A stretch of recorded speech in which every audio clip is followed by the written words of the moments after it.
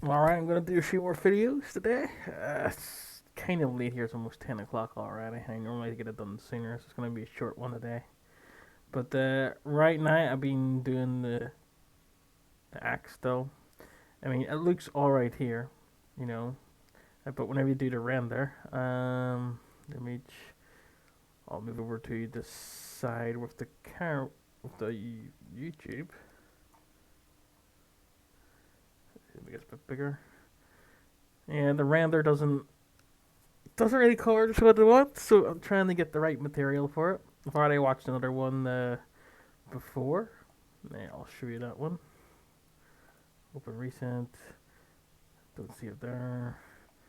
Doing this one. This was like a metal video before. It's only a 5-minute one, but it alerted me to do like the wee dents and the brushes. You see streaks there. The dents, and there's also a few of the hammer like pinpoints here. I think it was yeah, this one. That would be good for something like a bullet scene. I'll stick a video on that one. It says it was only a 5-minute one. I didn't expect it to make such a difference. But yeah, you can go that or you can go minus, and it looks like it's being shot to hell. The best way to put it. Go back to 3.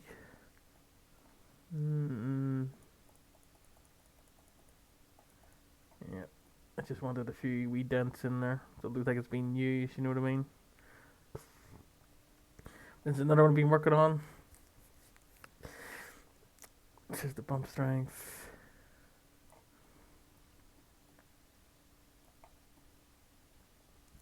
Doesn't look very sharp. I'll have to fix that. Like it's a blunt axe. But yeah, back there in the lighting, it says because every time I do the lighting of it, I come over here, make it a bit smaller. I have to get a bit bigger there so you can see it.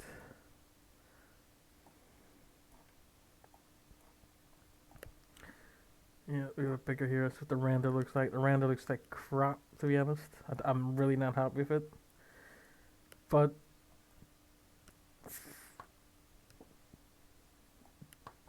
you see, right? Let's continue with lighting. A friend, he does like decorative stuff. He does rooms. He's really good. It's kind of his job as well.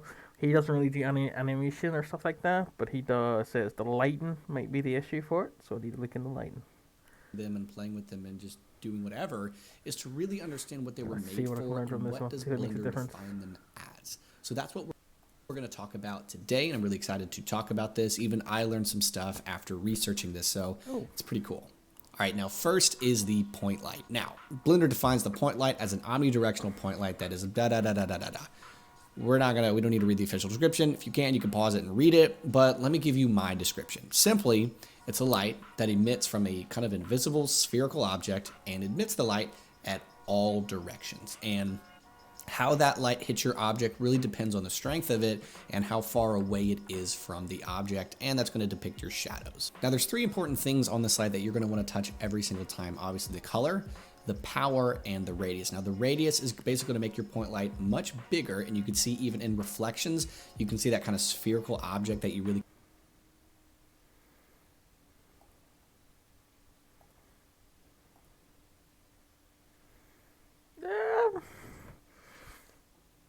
Mine's got, I don't know, mine's a bit different from that.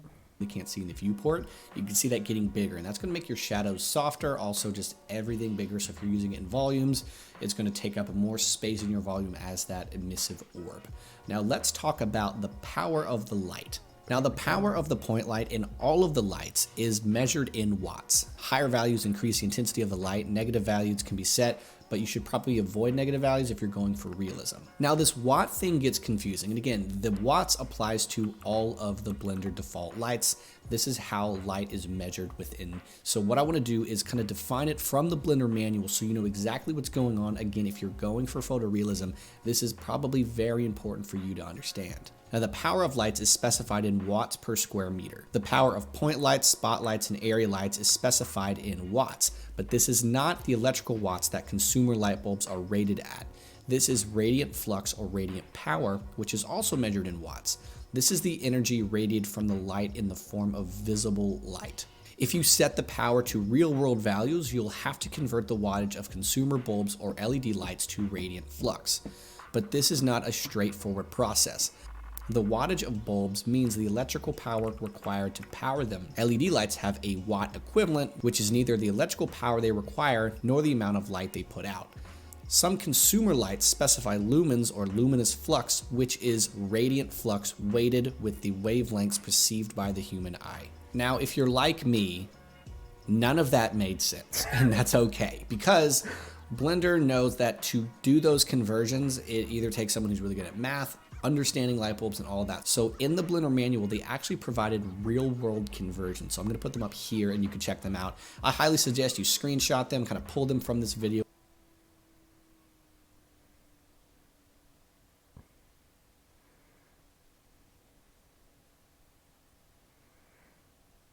For a light bulb, 2.9 watts point.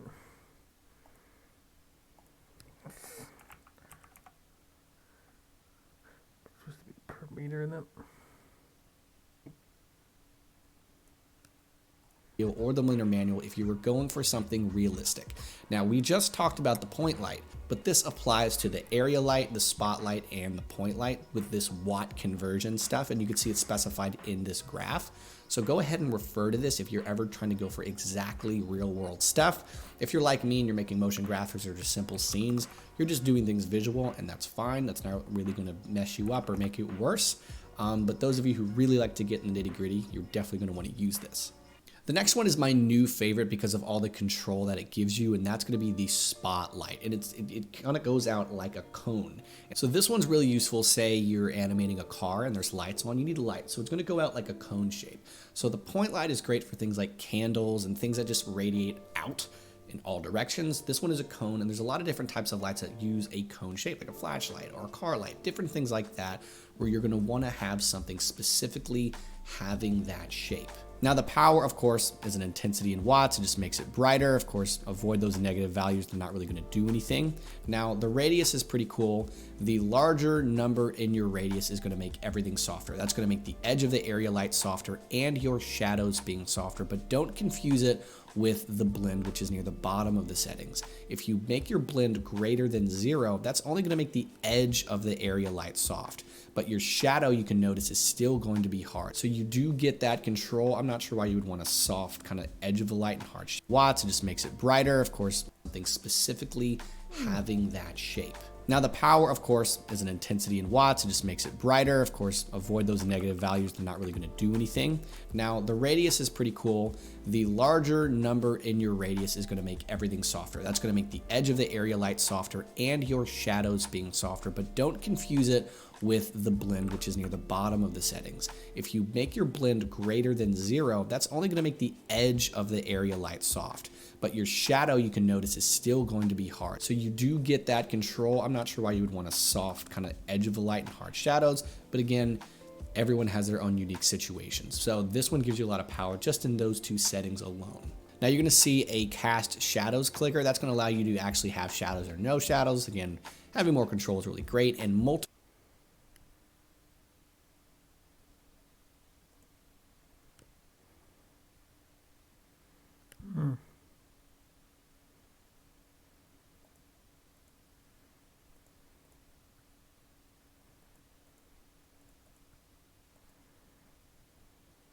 Italian? I don't know what Contour Shadows is.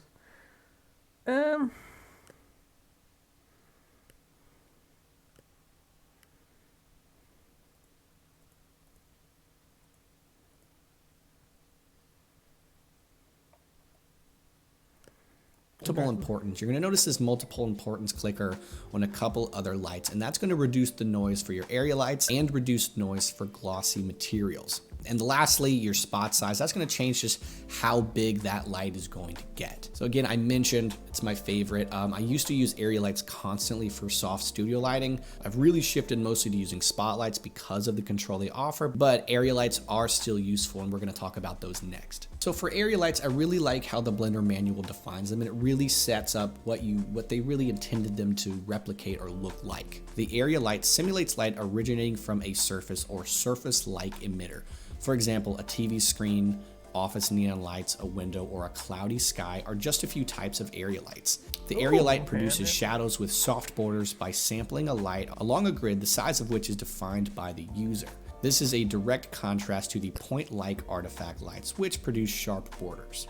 So I really like this one, especially if I'm trying to get something quickly done. You know, the spotlight requires a little bit of initial setup. This one is just run and gun, it's done, which is why I've always really liked it for the longest time. And what's cool about it is you can specify your shapes. This is really important if you're going to see a little bit of reflections. You want to have maybe a circle or a square, you know, above maybe a car render, something like that. Or if you're doing a window, or, you know, maybe it's coming out of a lamp, different things like that, where the shape is going to mess with your design. You can change the shape. And these shapes are provided to you because depending on what you're trying to replicate in your scene, that shape will enhance the believability of your scene. So if you're doing maybe a neon light in an office, you're going to want to do that kind of spherical. Of course, if it's a window, you're going to want to make that square and kind of change the shape to make that more believable with reflections, the way the light behaves. All of that is really important, so they give you that control within the area light. Now, the sunlight is not used quite as much as it used to get used. I remember back in the day when I was learning Blender, I remember watching a Blender Guru tutorial, and we needed to replicate a sky. So what we would do is we'd take one sunlight, we'd set it up and make it point this way, and give it, say, like the strength of 1, for example, and give it kind of the color of the sun. Then you have another light go in the opposite direction, that's half the brightness but blue, so that you can replicate the blue sky with the light, and that's how we would do it. Now we have much more efficient and more realistic ways to recreate the sun. But this is kind of an older way to do it, but it still is important in case you ever need to use it, and it's still not useless. I've seen some people still use this light. Now, the sunlight basically illuminates the entire scene infinitely. You know, with the area light, there's a circumference that it emits. The sunlight is just everything. So you can set up your brightness, and then you can hit R to kind of rotate it, see where you want the sun to rotate. And then angle is the angular diameter of the sun seen from the Earth. In simple, the bigger the angle, the softer the light's going to be. So if you want infinite light but really soft shadows, bring that angle up and it's going to soften it out.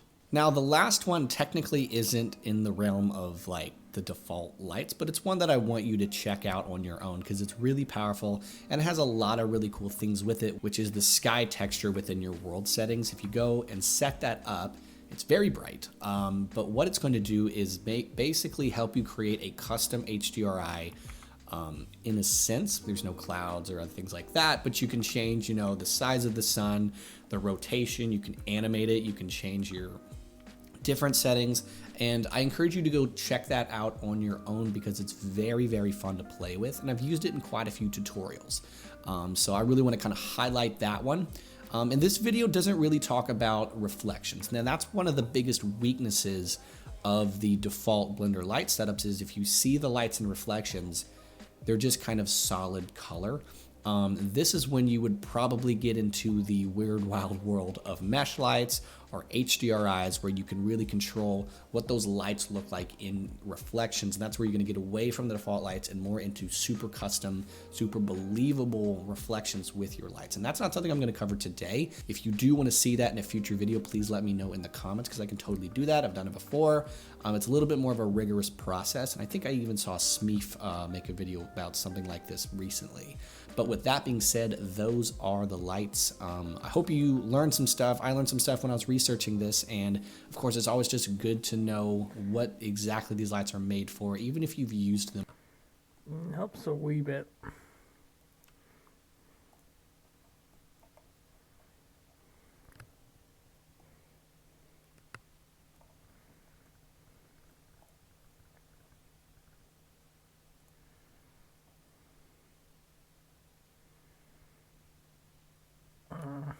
Mode.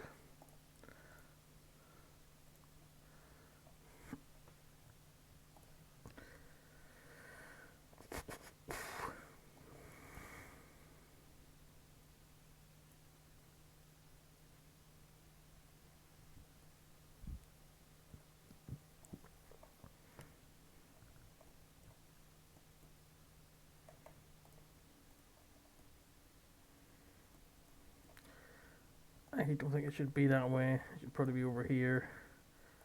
Should run this way. Uh,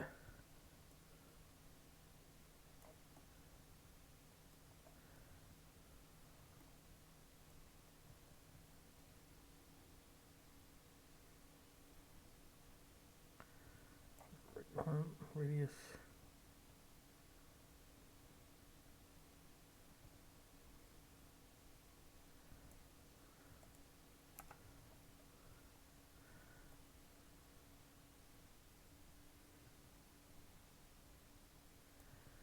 Kind of like that look.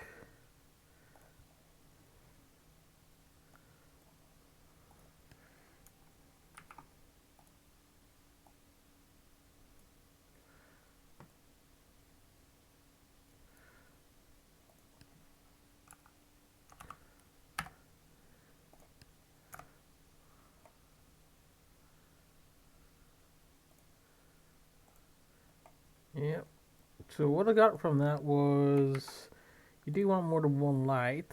You want the one to emphasize the side, and then another one to kind of light up the side so you can still see it. Because light is obviously not going to just be from direction, it's going to be reflect off stuff and come back around. I think that's what it means. Back here, it'll just be a. Don't think that needs to really be there, but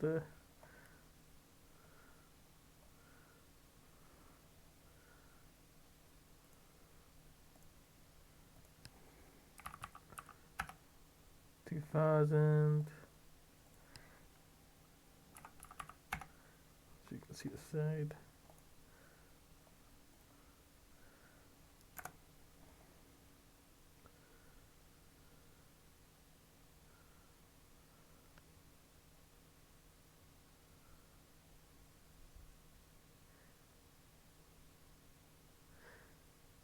It looks better than what it used to be.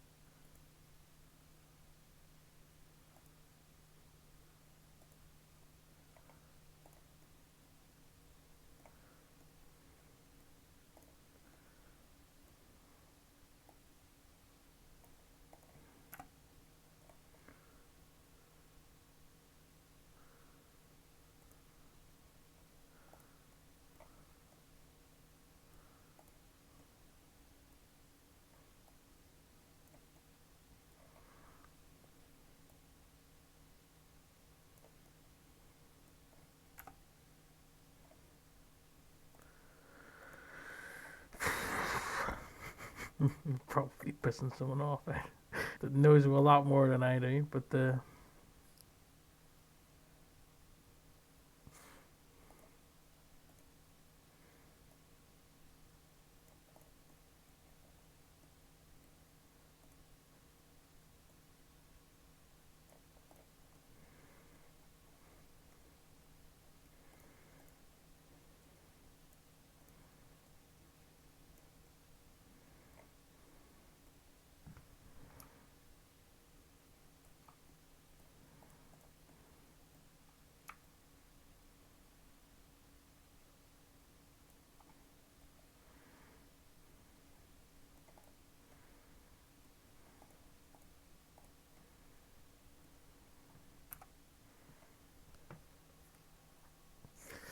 Anyway,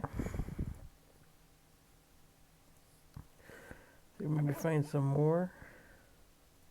Hey everyone, this will be straight and to the point. This video covers lighting tools in Blender. Not necessarily lighting techniques, but 7 different methods to add light to a Blender scene. I'll do my best to point out all the differences between Eevee and Cycles, and I'll sprinkle in some useful tips as we go.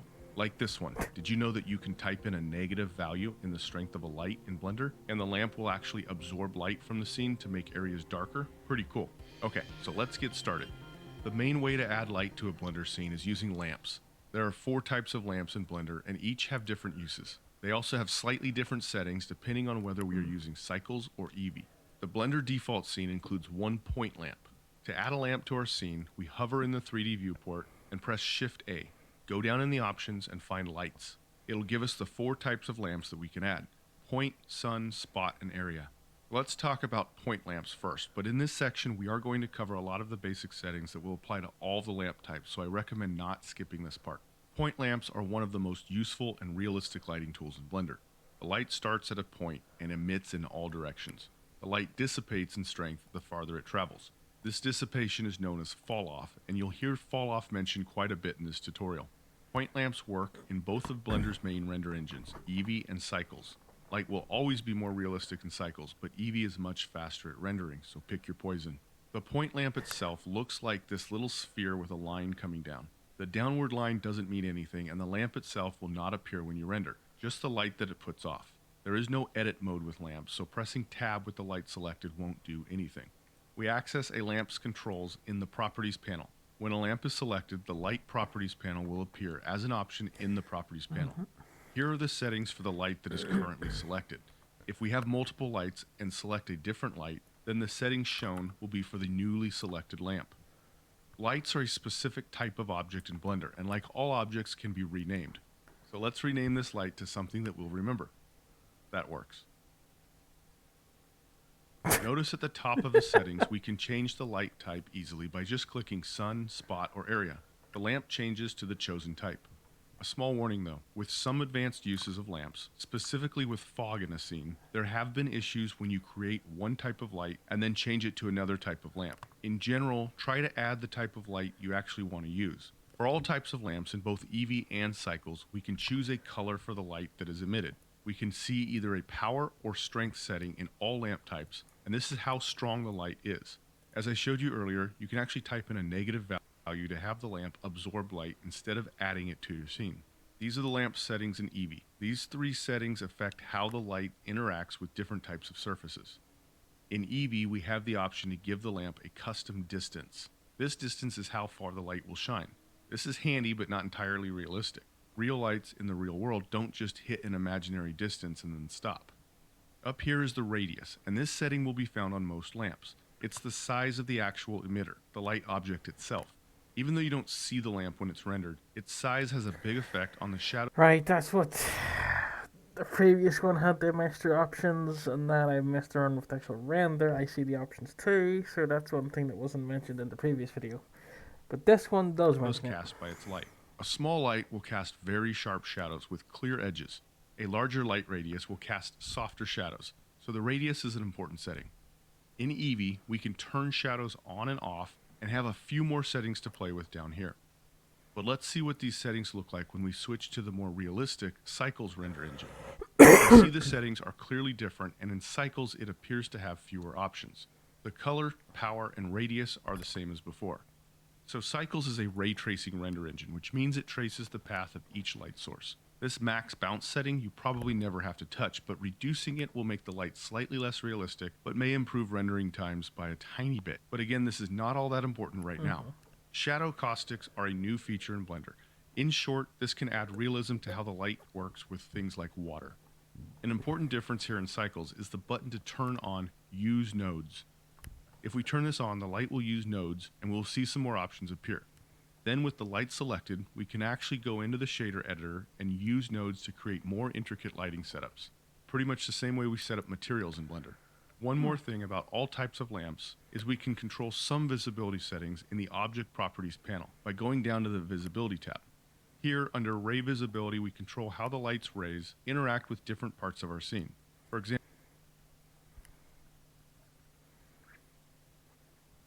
is in layout mode. I'm in layout mode. Now pick the light, visibility, ray visibility, farn it.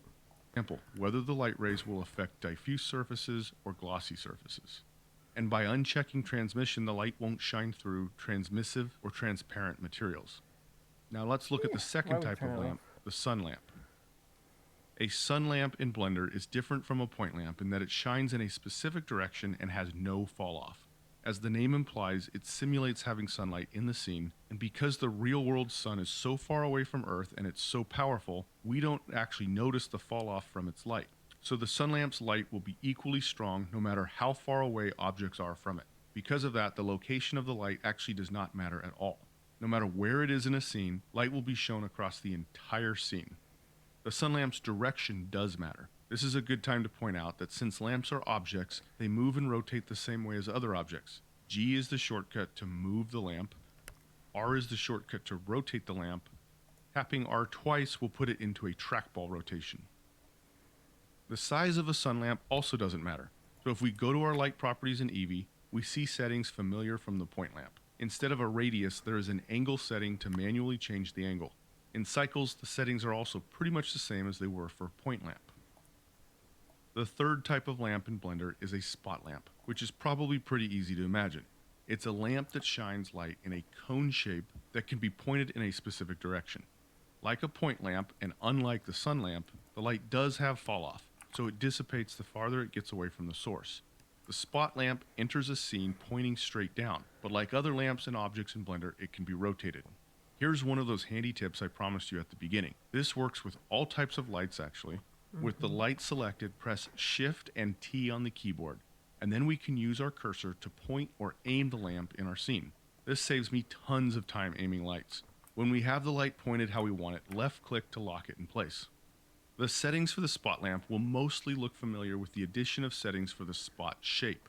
We have a size setting that's in degrees. This controls how wide the cone shape is for the spotlight. Then we have the blend setting. This tells Blender how sharp we want the light to be at the edges. A blend of 0 will make the light's cone very sharp and clearly defined. Increasing the blend amount will increase the area in which the light is blended into its surrounding. It will soften the hard edges of the spotlight. The Show Cone checkbox just allows us to better visualize the cone of the light. This cone won't actually appear in the render. The differences in settings between Eevee and Cycles are the same as they were with the other lamps. Let's look at the last lamp type, and that's the area light. And this one has some pretty cool uses. Area lamps are planes that emit light. They can simulate light diffusers that you see in studios. In many scenes, these may be better options than point or spotlights, but it depends on what you're going to use them for. Often the area lamp will be out of view of the camera and shining light into the scene. In the Properties panel, we again see the basic settings, but for this one we can choose different shapes of the lamp. The options include square, rectangle, disc, and ellipse. More than with any other lamp, the size of the area lamp matters quite a bit. We can adjust it here, or we can do it in the 3D viewport with the shortcut S. And this is just like we do with any other object. Again, we can use the handy Shift-T shortcut to aim the light and left-click when we want to lock it in place. In Cycles, but not in Eevee, we have this beam shape area with a spread setting, which can be very useful for a few different things. It's similar to the blend setting with spot lamps. The default spread for the area lamp is 180 degrees, which shines the light very broadly into an area. As we decrease the spread, the light becomes much more defined. Bringing it all the way down to 1 degree makes the light shine perfectly straight from the shape of the lamp. Wouldn't that be like a window to me? This can look really cool when you're trying to get God rays through fog, and can be an alternative to spot lamps, depending on what effect you're going for. Although we can use nodes for any types of lamps in Blender, I find them most useful with these area lights, and when the spread is turned way down. With the lamp selected, we go into the shader editor, and we see an emission node plugged into a light output node. Give it a like. Well, here's what happens when we plug a Musgrave texture into the strength socket. We can also plug things into the color socket. In this situation, we could animate parts of this. There are just a lot of cool things we can do whenever nodes are involved. Okay, so those are the 4 types of lamps, but I have a few more lighting tools to cover. I'd like to take just a second and ask if this video has been helpful so far, that you hit the like button and consider subscribing to the channel. Thank you so much. The next lighting tool is very powerful, and that is the use of HDRIs to light a scene. I have an entire video dedicated to HDRIs, but we'll cover the basics quickly. HDRI stands for High Dynamic Range Image. These are images formatted a specific way so that they work as replacements for our world backgrounds. When placed into a scene, HDRIs can be used both for lighting a scene, or as the background of a scene, or for both. There are many places to get HDRI files. Polyhaven is the one I would start with. They are completely free. HDRIs can come in very high resolutions and a few different file types. Once we download one, we go into the shader editor. In the top left, change from object to world, so we can edit the nodes of our world output. We'll see a background node plugged into a world output node. We can search for an environment texture node and add it to the setup. Plug its color output into the background color input. Click open and search for our HDRI file. Once it's loaded, it will be our background and the image will light the scene pretty realistically. These are especially good for outdoor scenes where in the real world we have light really coming from every direction. We can increase or decrease the strength right here. So You know what? Let's do that now, actually. Just in case something comes up, don't want to see. Alright, so Polyhaven. Purchase HDRIs.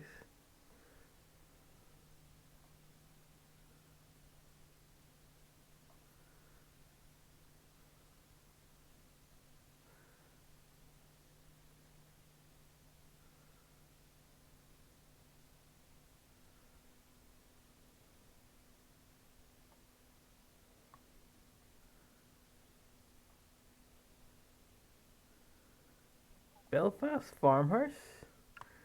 I'm from Belfast, let's do that one. Oh no, gotta log into the... I don't have to. 81 megabytes, let's find out, and...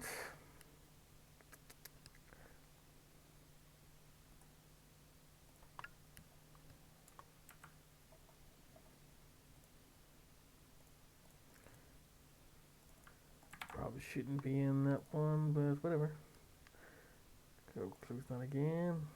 Back up in. Go back on.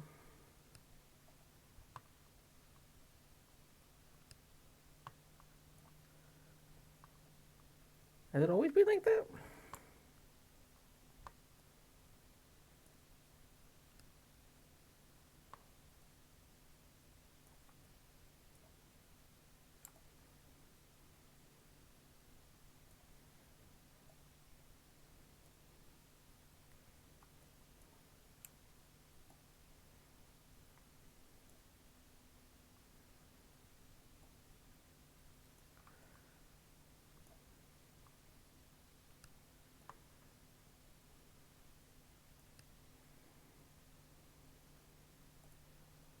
texture scene, or as the background of a scene, or for both.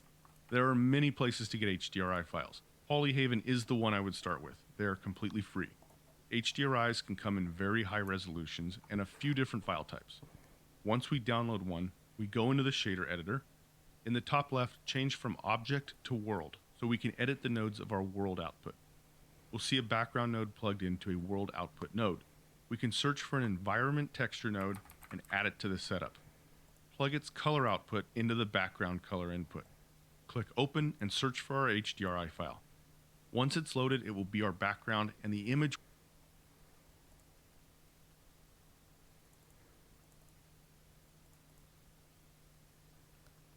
will light the scene pretty realistically. These are especially good for outdoor scenes where in the real world we have light really come.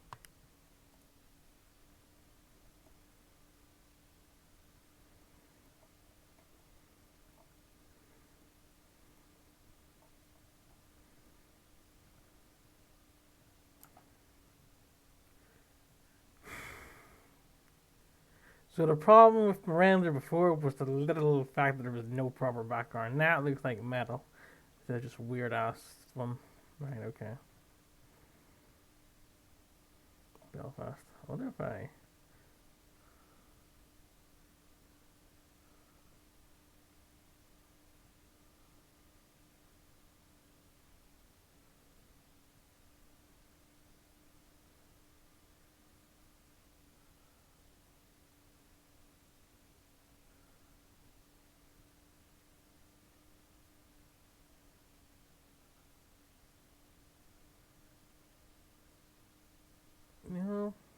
Don't recognize it anymore. Coming from every direction. We can increase or decrease the strength right here. So those are HDRIs. Check out my full video on them if you want to learn more. The next thing to cover are IES lights. These are unfortunately only available to be used in cycles. IES files are very tiny files that tell a lamp in 3D software how to emit light. They're designed to simulate real-world light fixtures, and there are thousands of them available for free at ieslibrary.com.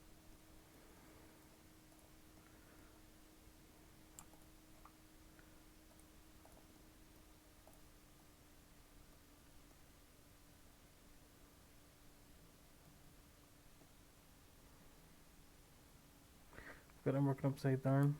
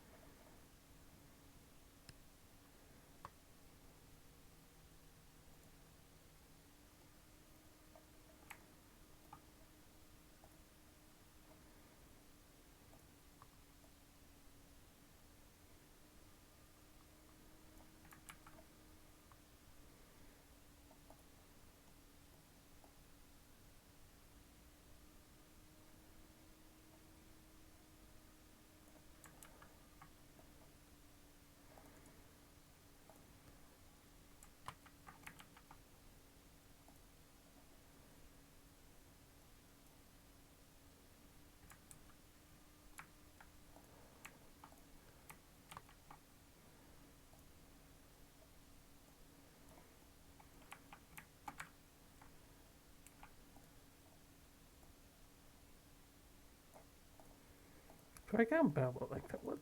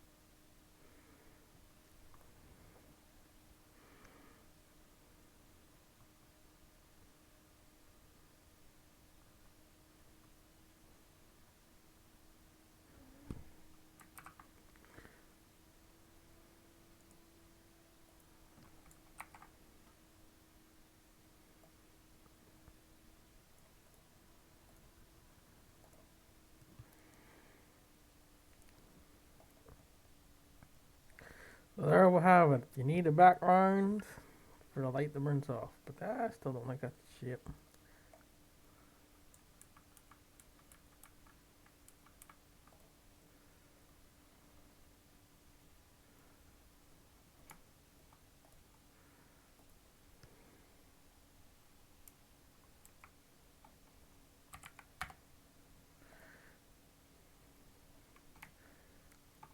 Take off that crease. Yeah, it looks better that way.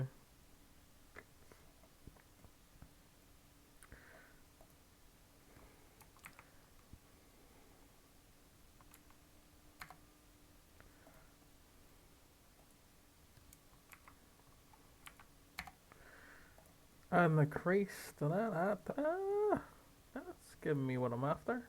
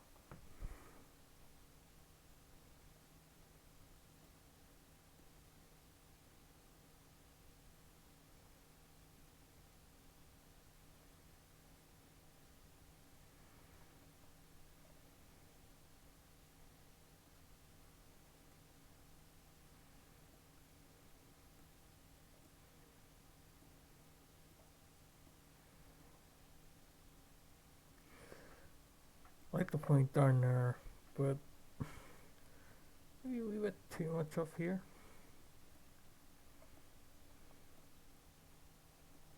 Bit too blunt.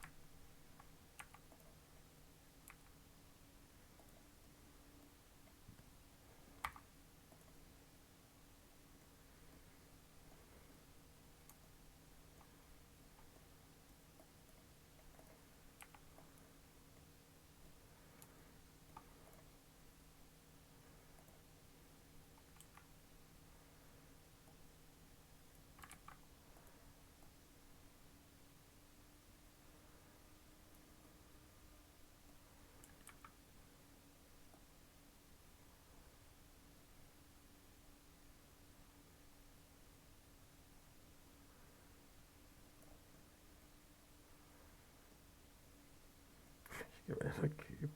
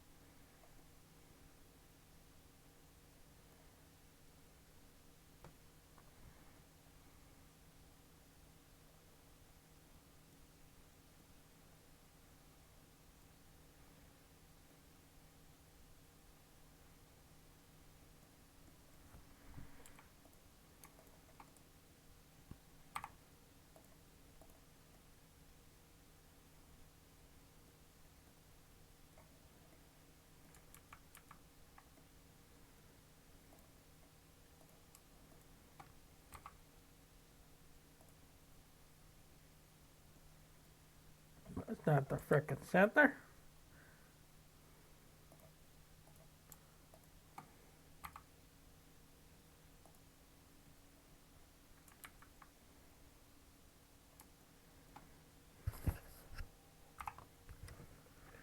Collapse.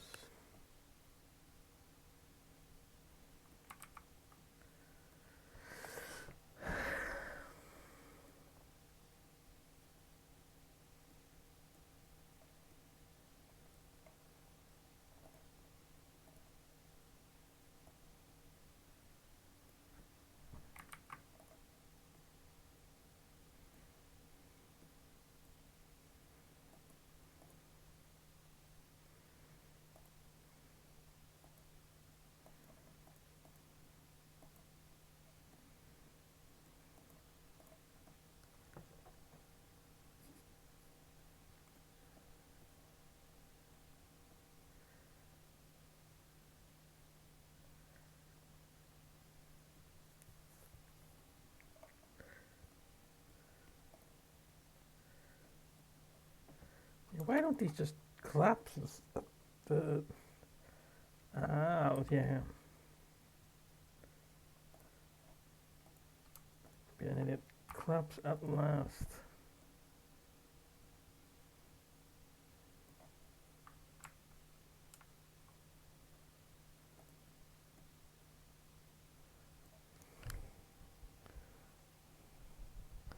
So now I need to find out why that's doing what it is.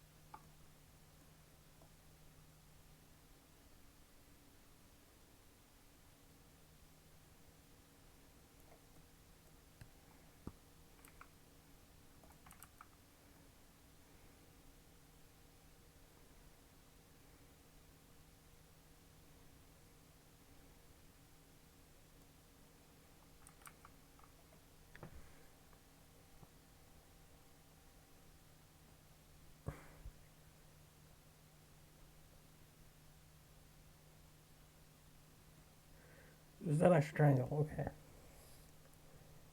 So how would I do that?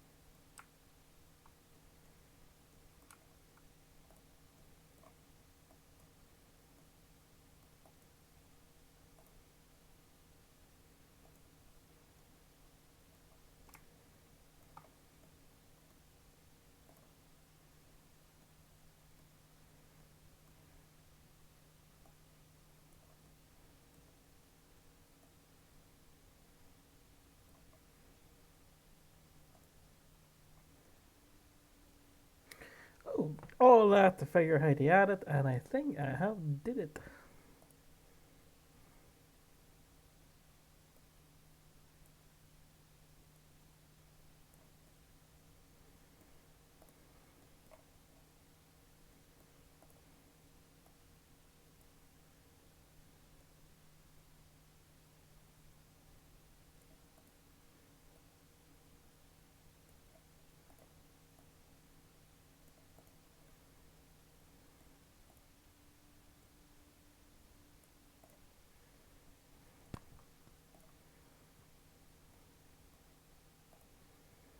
Where's that?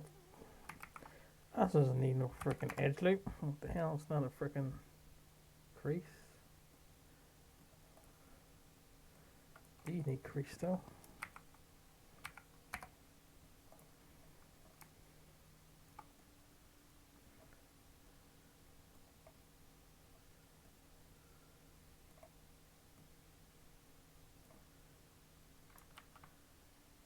Ain't happy with that.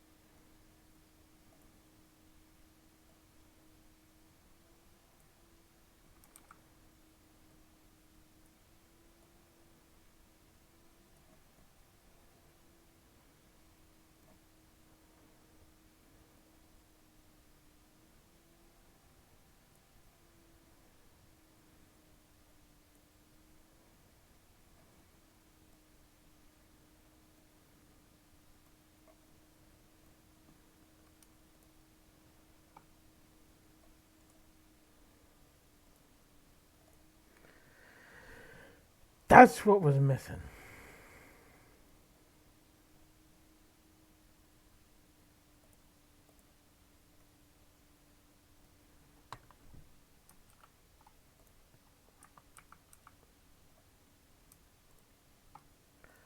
There was a connection to this for the C. Connect for the C paths. And now I should do it.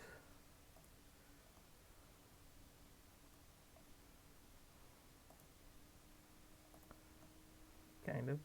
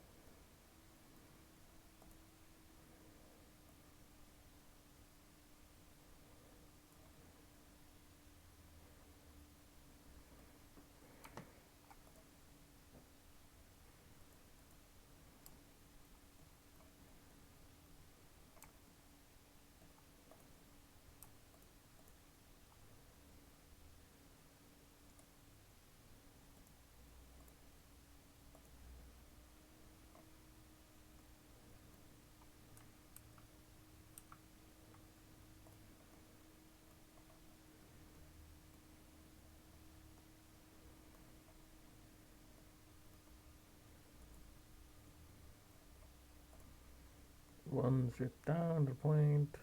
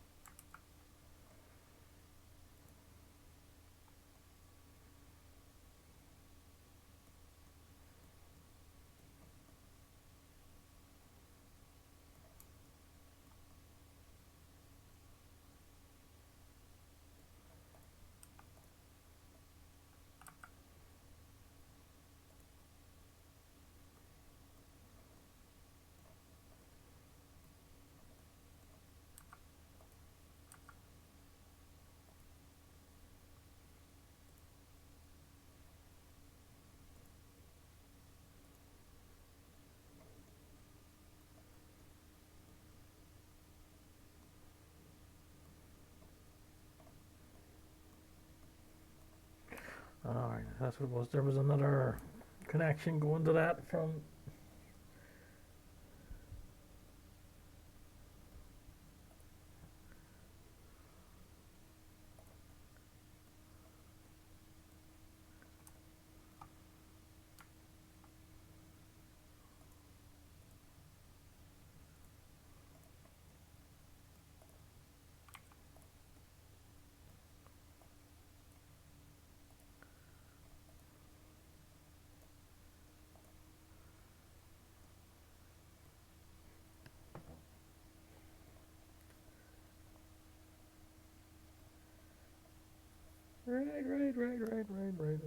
Right.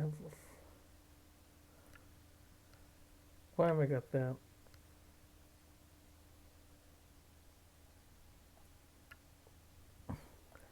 .com. Right, Download one of the files you want to use carried away. and add a point lamp in our scene.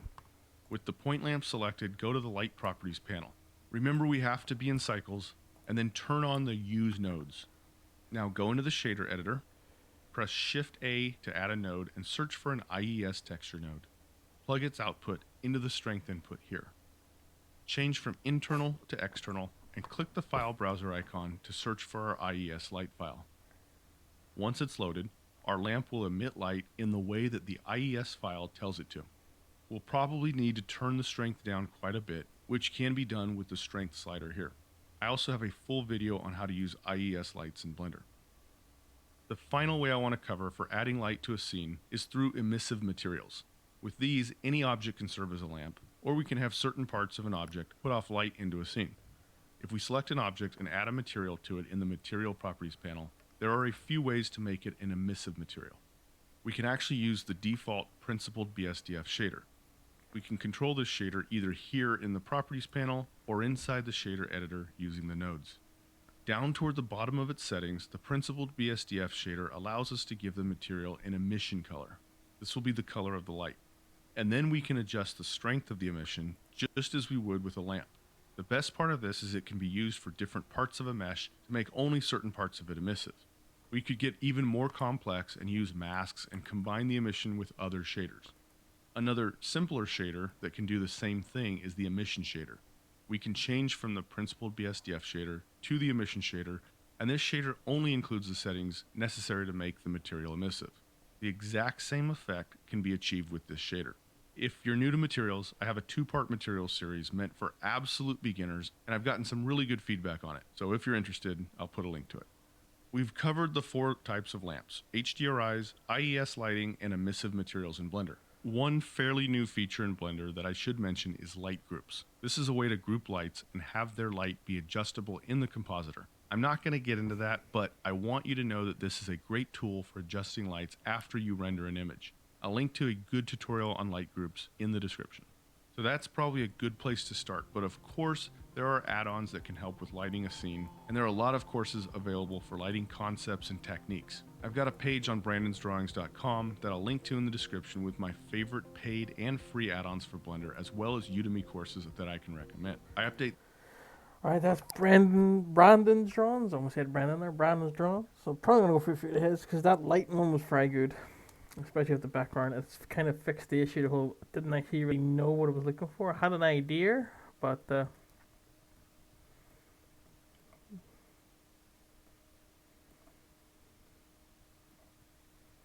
yeah, doing much better now.